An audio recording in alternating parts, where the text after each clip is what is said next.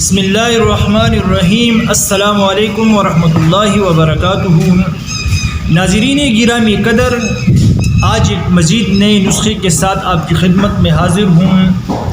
آج ایک سادہ سا نسخہ، ایک سادہ سا ٹوٹکا آپ کے سامنے پیش کرنے جا رہا ہوں۔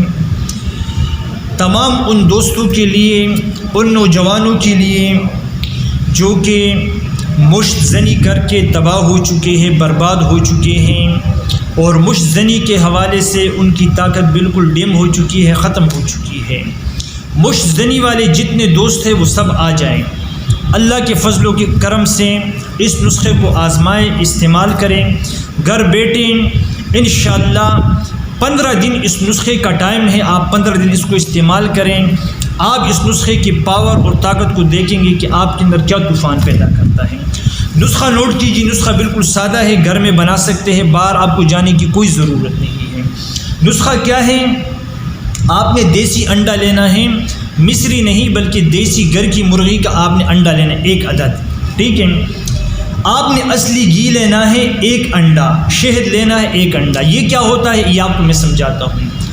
آپ نے 1 انڈا توڑا پلیٹ میں، اس میں آپ نے 1 انڈا جب توڑا تو وہ انڈے کا جو چھلکا ہے وہ خالی پڑا ہے، آپ نے اسی کے اندر یعنی وہ بھر کر کے دیسی گھی کا ڈالنا ہے پلیٹ میں۔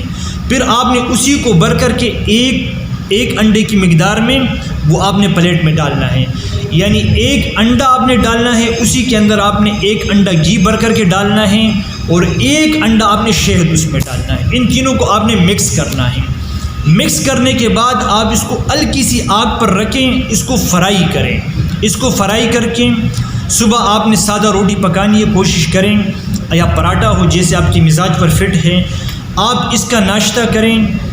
15 دن اس نسخے کی ٹائمنگ ہے، 15 دن جو بوڑھا بھی اس کو استعمال کرے گا اللہ کے فضل و کرم سے انشاءاللہ 15 دن کے بعد بوڑھا اور نامرد بھی مرد بن کے انشاءاللہ اپنی طاقت کا مظاہرہ کرے گا کہ واقعی میں میرے اندر کوئی طاقت ہے، میرے اندر کوئی پاور ہے۔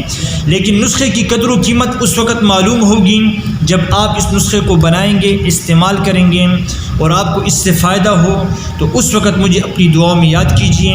انہی باتوں پر آپ سے اجازت چاہوں گا۔